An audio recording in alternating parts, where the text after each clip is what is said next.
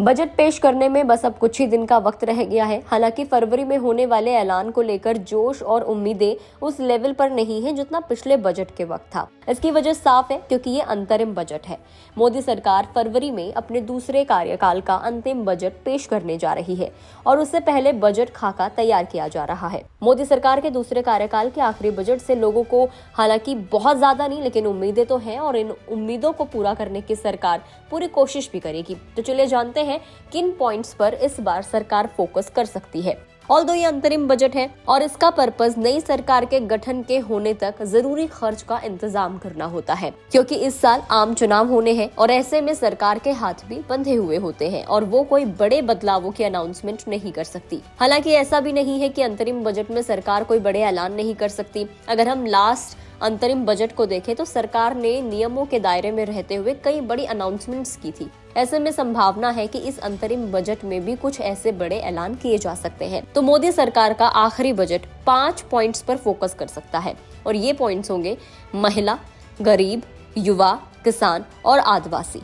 जानकार बताते हैं कि इन कैटेगरीज के लिए मौजूदा योजना में बजट का एलोकेशन बढ़ाया जा सकता है। साथ ही सरकार नई योजनाओं की भी अनाउंसमेंट कर सकती है। सेंट्रल गवर्नमेंट ने 2023-2024 में स्कूल एजुकेशन और लिटरेसी के साथ ही हायर एजुकेशन को संभालने वाले 2 डिपार्टमेंट्स के लिए 1.12 लाख करोड़ रुपए से ज्यादा का बजट एलोकेट किया था। वहीं महिलाओं के विकास के लिए प्रधानमंत्री नरेंद्र मोदी के दृष्टिकोण को देखते हुए महिला कल्याण से जुड़ी कुछ स्कीम्स को भी एक बड़ा हिस्सा मिल सकता है। 1 फरवरी को फाइनेंस मिनिस्टर निर्मला सीतारमण अंतरिम बजट पेश करेंगे। पिछले बजट में भी महिलाओं, गरीबों, युवाओं, किसानों और आदिवासियों पर जोर था और माना यह जा रहा है कि इस बार भी इन 5 कैटेगरीज पर पूरा बजट सेंट्रिक हो सकता है। वहीं साल 2024-25 के बजट में पीएम किसान सम्मान निधि योजना के तहत मिलने वाली अमाउंट में भी बढ़ोतरी की जा सकती है। एक रिपोर्ट के मुताबिक इस अमाउंट में 33% की वृद्धि की जा सकती है। करंटली इस योजना के तहत छोटे और सीमांत किसानों को हर साल 6,000 रुपए ट्रांसफर किए जाते हैं।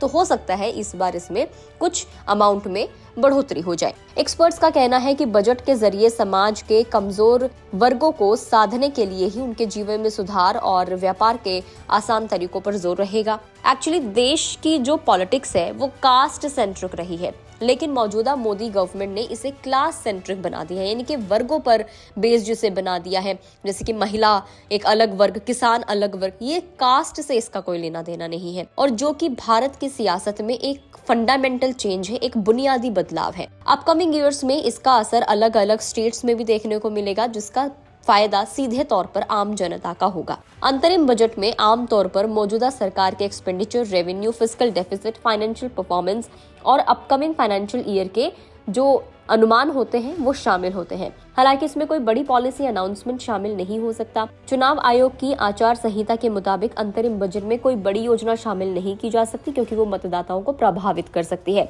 ऐसे में रूल ये भी कहता है कि इनकम टैक्स को लेकर कोई भी बड़ा बदलाव सरकार अनाउंस नहीं कर सकती है।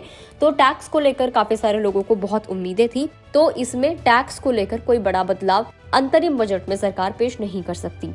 वोट ऑन अकाउंट अंतरिम बजट के जरिए संसद आम चुनाव से पहले जरूरी सरकारी खर्चों जैसे कि सैलरी, अलग अलग सेक्टर्स में चल रहे खर्च आदि को पूरा करने के लिए वोट ऑन अकाउंट पास करती है। इसे बिना किसी डिस्कशन के एक कन्वेंशन के रूप में पास कर दिया जाता है और ये आमतौर पर 2 महीनों के लिए वैलिड होता है और लेकिन इसे बढ़ाया भी जा सकता है। तो ये सरकार का अंतरिम बजट है। बड़ी अनाउंसमेंट नहीं हो सकती, लेकिन इसमें कुछ छोटी मोटी चीजें हैं, कुछ पॉलिसीज हैं, उनको लेकर सरकार बदलाव भी कर सकती है, प्लस उनको पेश भी कर सकती है। तो ये 5 पॉइंट्स महिला, गरीब, युवा, किसान और आदिवासी, इन पर सरकार का इस वक्त फोकस रह सकता है अंतरिम बजट में।